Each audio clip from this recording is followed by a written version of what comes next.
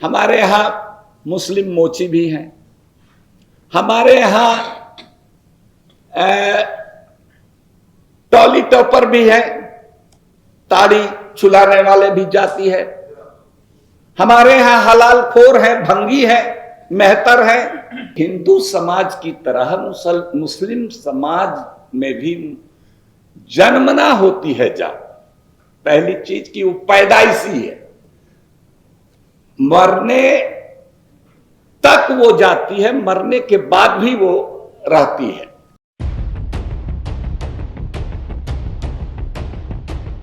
शुक्रिया विजय प्रताप जी, आदरणीय अध्यक्ष जी, बहनों और भाइयों। दरअसल आज के दिन हम लोग पटना में मधुलिमीय जी की जयंती मनाते थे। उसमें मुझे जाने का निमंत्रण भी था, लेकिन कुछ देर से हमको ये खबर मिली। तब तक हम लोग एक दूसरे कार्यक्रम के बारे में तय कर चुके थे और वो दूसरा कार्यक्रम जो है विजय प्रताप जी के ही संचालन में 5 तारीख को होने वाला है, जिसमें जावेद अनवर साहब और डॉक्टर रफरफ शकील की एक किताब जो राजकमल से आ रही है, जिसका नाम है जाति और सांप्रदायिकता के विषाण, तो उसके विमोचन के लिए मैं ठहर गया वरना, और ये मीटिंग तो बोनस में हमको मिल गई। तो विजय प्रताप जी ने कहा तो हमको बहुत खुशी हुई। देखिए, हम मधुलिमीय जी के बारे में बहुत नहीं, एक बात जरूर कहना चाहता हूँ कि मधुलिमीय जी को जितनी उनकी जो पारखी नज़र थी और जितनी गहराई में जाकर के उन्होंने संघ परिवार और उस समय के जनसंघ और दोनों के रिश्तों को समझा, उतनी क्लियरिटी, माफ कीजिएगा मेरी ये राय है, ये जाति राय भी इसको मान सकते हैं, दूसरे किसी समाजवादी नेता में इस तरह की क्लियरिटी संघ परिवार की विचारधारा के बारे में दूसरे नेता में नहीं मिलती। और इसी का प्रमाण है, उस समय तो बीजेपी नहीं थी, उस समय जनसंघ था। तो जो सरकार बनी केंद्र में बीजेपी को साथ में लेकर के, जिसमें कई तरह के लोग थे, लाख मान मनौवल के बाद भी मधुलिमीय जी उस सरकार में शामिल नहीं हुए और उन्होंने दोहरी सदस्यता का सवाल उठाया। उस समय हम पत्रकारिता के काम में थे, तो इस रूप में हम समझते हैं कि आज मधुलिमीय साहब आज जिस तरह का सांप्रदायिकता और उससे आगे का भी जो स्टेज होता है, फांसीवाद और जमहूरियत का गला घोंटने की तैयारी, सत्ता में दिल्ली की सत्ता पर काबिज लोग और उसके संरक्षक संघ परिवार कर रहा है, तो आज मधुलिमीय जी को पढ़ना, उनको जानना सबसे ज्यादा हम समझते हैं कि मौजूद हो गया है। बाबा साहब तो सदाबहार हैं और बुद्ध जयंती है तो वो तो भगवान बुद्ध ही है हम सब लोगों के लिए। लेकिन मैं इन सब बातों पर ज्यादा नहीं जा करके, क्योंकि इन्होंने विजय प्रताप जी ने कह दिया पसमानदा की बात, तो थोड़ा सा बहुत मुख्तसर में मैं कहना चाहता हूँ।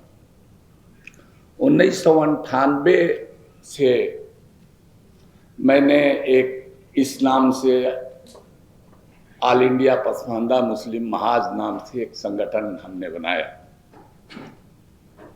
और उसके पीछे की जो समझ थी, चूंकि हमारी छात्र जीवन की जो हमारे रुझान थे वो वामपंथी रुझान थे, और बाद में हमने जब अपने गृह नगर से आकर के पटना में रहना शुरू किया, पत्रकारिता करना शुरू किया, तो हमने जाति के सवाल को हमने उस पर ध्यान दिया।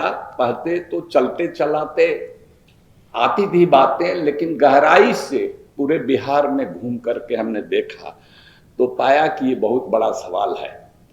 तो उस समय हमने लोहिया जी को भी पढ़ा, हमने गांधी जी को भी पढ़ा, हमने महापंडित राहुल शंकरतैन साहब को भी पढ़ा, इवन भगत सिंह साहब को भी पढ़ा। तो हमको लगा कि भाई, हालांकि वो पासिंग रिमार्क के रूप में, अब समय नहीं है कि सबका कोट हम बताएं, हमारी किताबें हैं,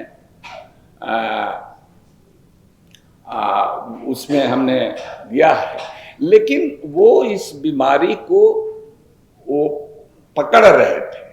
लेकिन कमी इस बात की थी कि जिस समाज के बारे में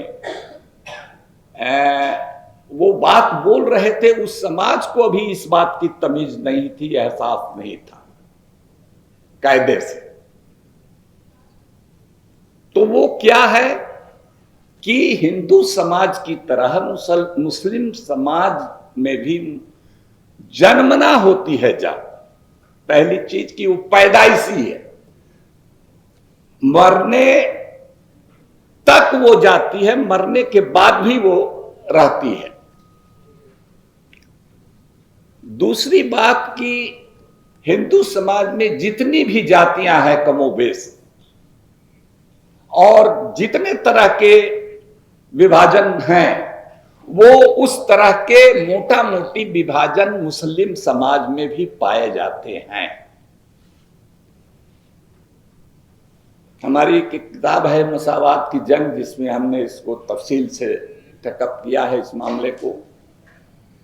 तो और उसी तरह से ये मत मान के चलिएगा कि उसमें जो हमने पसमानदा शब्द जो चलाया, तो देखिए तीनों तरह का के विचारों का हमारे ऊपर प्रभाव है, और इसीलिए वो इस शब्द को हमने चलन में लाया। पसमानदा अगर आप कहें तो बाबा साहब की आइडियोलॉजी से लेकर चले तो हम लोग बहुजन है, आप उसको वंचित बहुसंख्यक कह रहे हैं। अगर मार्क्सवादी चिंतन के तरह से सोचें तो वो पसमानदा उस समाज की हम बात करते हैं, मुस्लिम समाज के जो सर्वहारा है। और गांधी जी के विचारों के दृष्टिकोण से हम इस चीज को समझना चाहें तो समाज का अंतिम आदमी, जो गांधी जी कहते थे अंतिम आदमी, वो समाज का अंतिम आदमी। और इन तीनों विचारों का ही असर है कि हमने इस शब्द को लिया, ऐसे शब्द को लिया जो रिलीजन न्यूट्रल है और जो कास्ट न्यूट्रल भी है।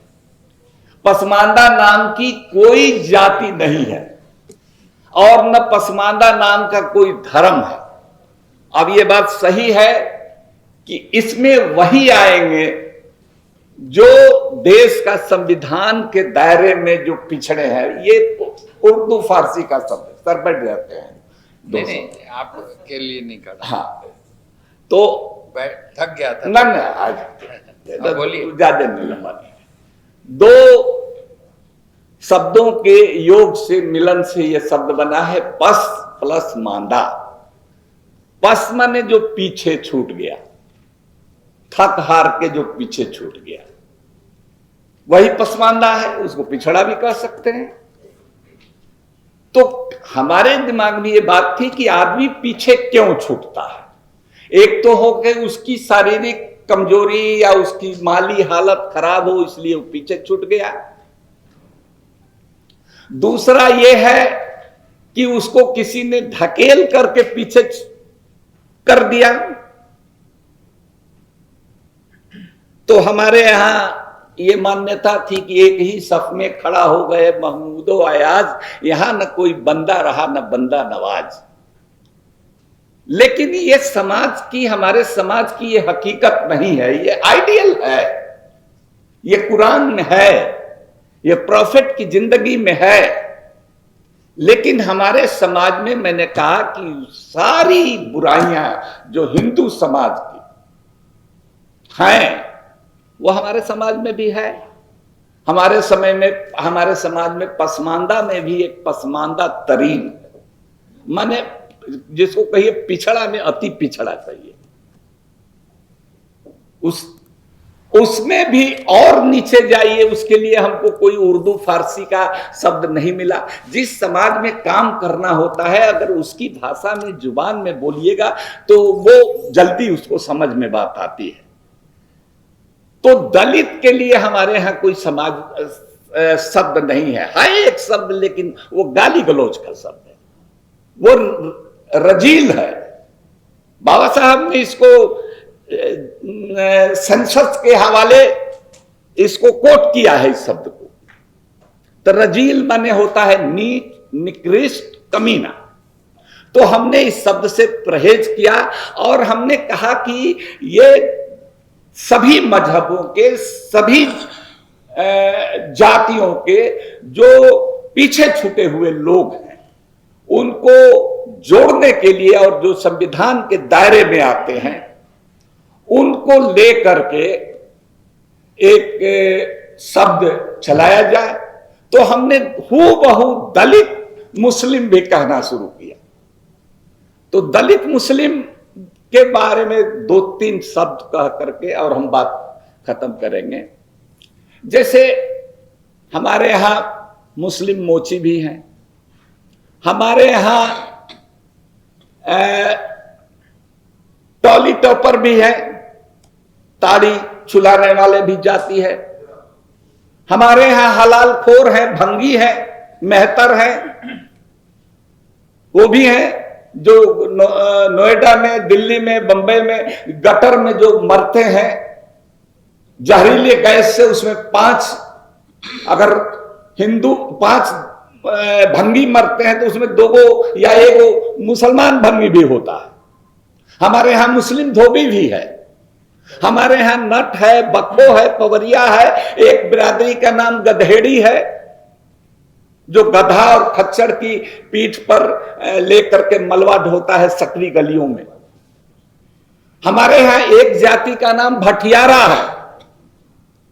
भटियारा माने बैड कैरेक्टर, बद चलन, और उसकी बीवी को भटियारिन कहा जाता है। तो इन सब सवालों पर हमने ये किया है, लेकिन एक चीज से परहेज किया है कि इन सब सवालों को उठाते हुए हम किसी नफरत का बीज नहीं बोलते हैं, ताकि आपस में कोई मार काट हो, कोई बदकलामी और बदजुबानी नहीं करते हैं। हम इसके लिए जागरूकता का हम लोग अभियान चलाते हैं। तो इसीलिए हमने, जैसा कि कहा विजय प्रताप जी ने, कभी मौका मिलेगा तो तफसील में हम गुफ्तगू करेंगे आप लोगों से। और हमको अचानक हम आए और मौका दिया 2 शब्द बोलने का। बहुत सारी बातें हैं, बहुत सारी ये है। जावेद साहब भी यहाँ मौजूद हैं, जाति और सांप्रदायिकता के विषाणु किताब के लेखक। तो उसी में विजय प्रताप जी इसको इसी बढ़िया तरीके से वहाँ भी संचालन कीजिएगा, आप ही के नेतृत्व में हो रहा है। बहुत बहुत शुक्रिया।